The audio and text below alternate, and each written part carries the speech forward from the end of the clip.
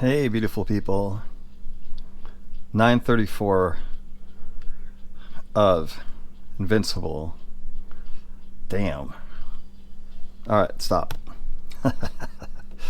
Yeah. Wow. That track, that part, just every time.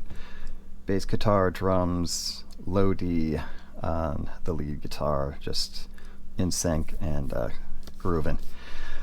Anyway, hey, welcome back to another Bangs audio review. This is your host, Chris Bangs. Take these guys out so we can have a look at them. What you are looking at, if you can't tell already, is the nice HCK NX7 MK4. Niceic, I guess. I don't know. I like nice HCK. It sounds kind of cool, but so does Niceic. This company is, I would say, pretty well established. They're a cable company and an IM company, but their cables, especially the stock cable on this guy, really impressive, super high quality, and obviously no need to swap that out. What comes with this guy? It's a nice presentation, you know. It's a $110 IM. Comes with a nice box,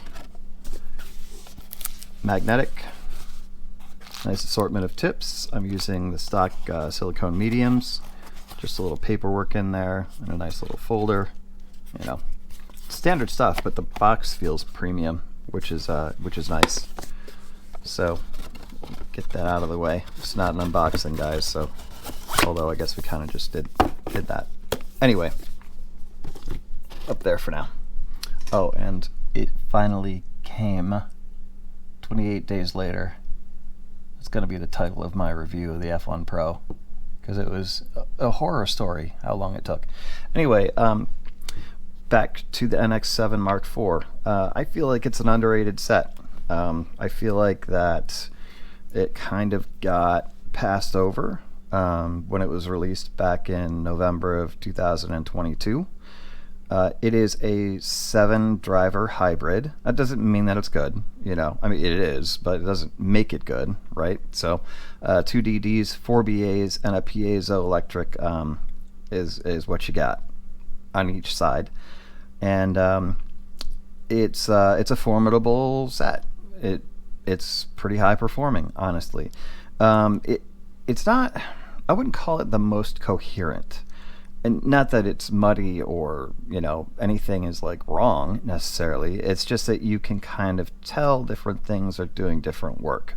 For instance, the 2 DDs working on the bass. As I said in the short, the bass hits, and it hits freaking hard.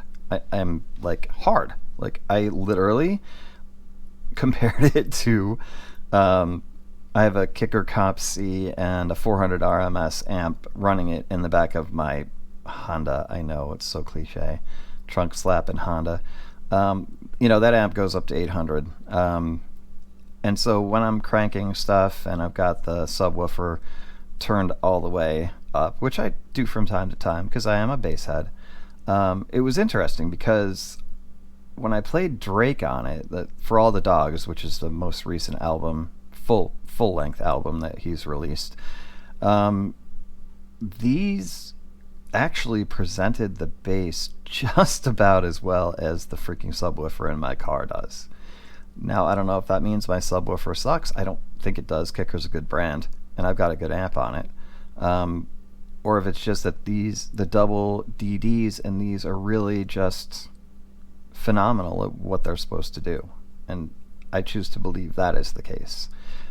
Because honestly, they do. They are phenomenal. It is, I would call it a V-shaped set. The mids are there, but they are a little bit recessed compared to the bass and the treble. See, you've got, for the treble, you've got 2 BAs and a piezo doing the work up there, leaving 2 BAs for the mids. And honestly, they just, you know, I mean, think about it, physics, right? Or acoustics. They may not just have enough to compete with what's going on in the highs and the lows. That being said, they're well done. So if you listen to things like jazz, vocal jazz, like Melody Gardot, which I did, she comes across as being very, like her voice is super high quality. And the presentation is definitely accurate, I would say.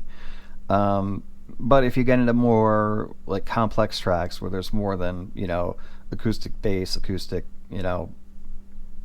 drums and horns going, the mids get a little bit, I wouldn't say lost, they're just backed up. So let me give you the perfect example of this.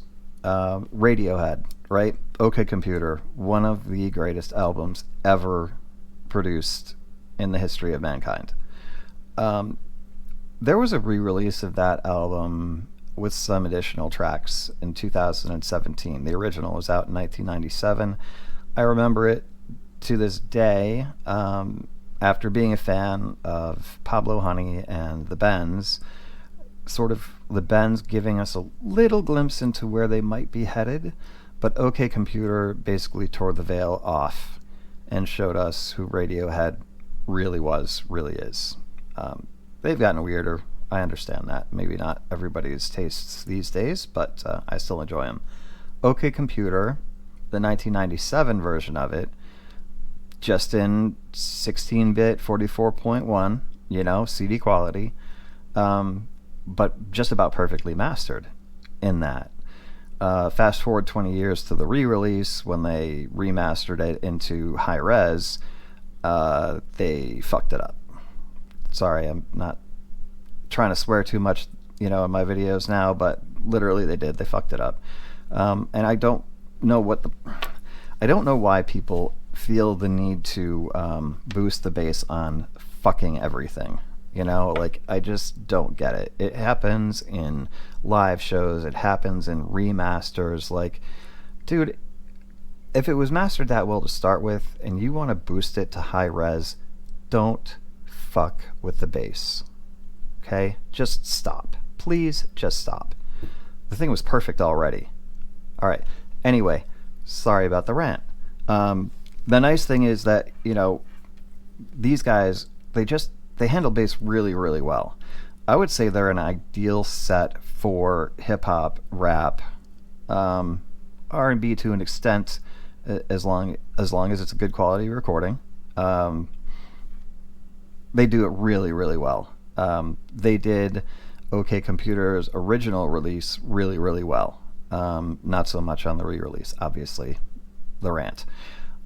They do my metal, good, just not great.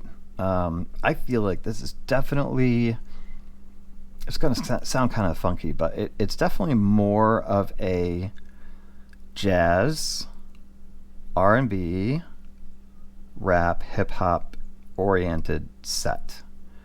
And not so much for super busy stuff. Although, Radiohead is pretty busy. It's just that album is a unicorn in the way that it was mastered. So you can pick up literally every last detail if you want to, if you're paying attention on these. So they definitely have technical chops, and they definitely have a little bit of sizzle in the top end from the piezo. I don't know if everybody's going to be able to tolerate that. I did, but think about this, I've got 52-year-old ears. Didn't fully abuse them, but I wouldn't say that I've taken perfectly good care of my hearing over the years. So I might be a little dulled to that piezo tizzy sizzle, but I mean it kind of also depends on tips too. Like if you want to take the edge off of that, you can always throw, don't throw foams on it. It's just going to mess them up. The hybrids worked fine. The render tips and the Symphonium hybrids are going to be fine. I personally, the SNS, the buckets from Dunu are freaking phenomenal on these things. They really are, and it just sort of opens everything up. Stock tips are fine. If that's what you're going to do, that's fine.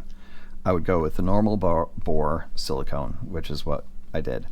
But S&S tips are my favorite. I think it just opens them up beautifully. For some reason, takes the edge off of the very top end as well. Allows the bass to fully expand and remain articulate. So yeah, that would be my recommendation for this.